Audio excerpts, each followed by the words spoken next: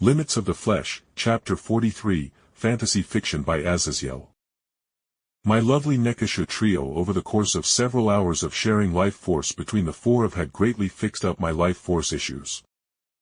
The sharing of all four of our life forces wasn't a simple deal of addition between us. It was multiplicative, as we basically almost fused into a single candle of ever-burning life force that brought a great deal of vitality back to my life force. More than doing the same length of treatments with Koneko for a whole week, honestly.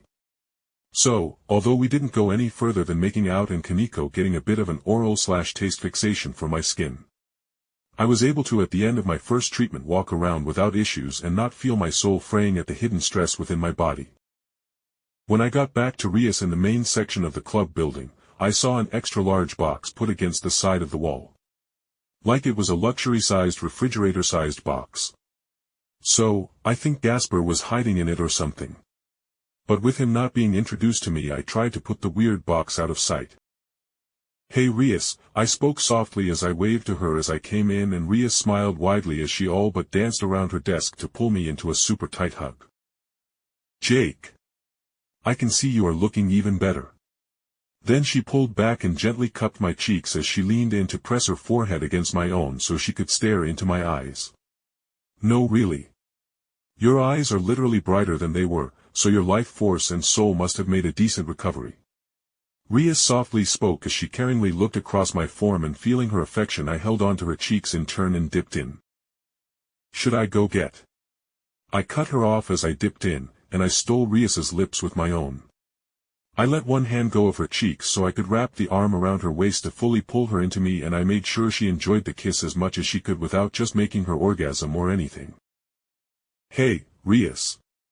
Love you," I said softly as I pecked her lips again before pulling back again while spinning her around so I could pull her onto a nearby couch with her on my lap so I could tuck my chin on her head as my arms wrapped around her waist. "Moo, this is cheating, Jake," Rias whispered kind of embarrassedly as Akino tittered in the background, even raising a hand to her cheek as she watched the delightful scene. "Akino, don't take pictures," Rias hissed, but in response, I only held her tighter and even bit her earlobe out of sight of the camera, making Rias freeze in place as Akino's camera loudly made shuddering noises. "Alright, Akino, that's enough," I called out before Rias could freak out.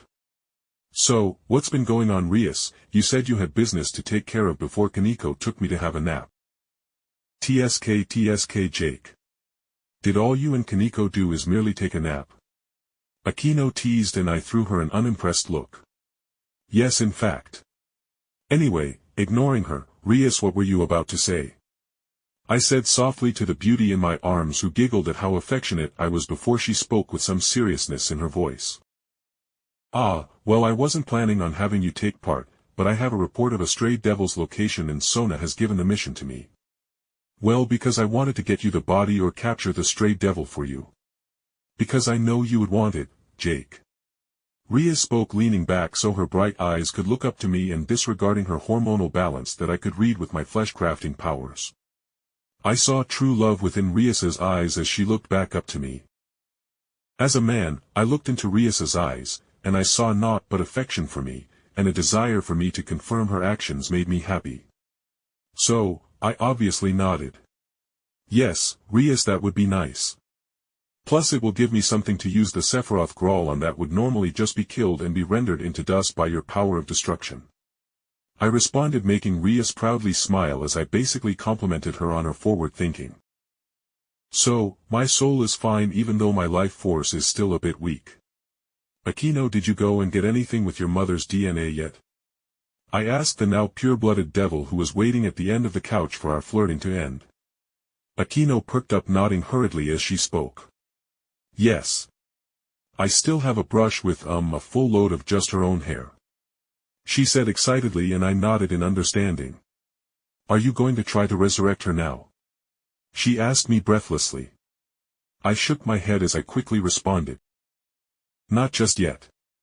I need to make her a new body so that way when I call on her spirit, I can just shove the spirit into her new body and the cost to me will be negligible and I won't just die in the attempt," I explained, and Akino took a deep breath and she then swallowed. "So anyway, how about after we deal with that stray devil, and I get some experience in messing with souls using my Sephiroth Grawl as a medium. I can summon the spirit of your mother while I work on creating her body. By the way, what is up with the box anyway? I asked pointedly as I looked to the box that literally jumped in place as my eyes snapped to the handhold that I wouldn't be surprised Gasper was looking out of. And I was right, as a purple haze of magic filled the air and both Rias and Aquino froze as time stopped under Gasper's time-stopping sacred gear. But they didn't stay frozen for long, as they broke out of Gasper's forbidden Baylor's view ability as the trapped vampire made his box hop across the room as he switched spots. But thanks to my own power level as well as having 2 Longinus's, I wasn't frozen at all, so I got to watch Gasper awkwardly move his large box across the room before it laid to rest beside the dresser that Rias kept her spare Kuo uniforms.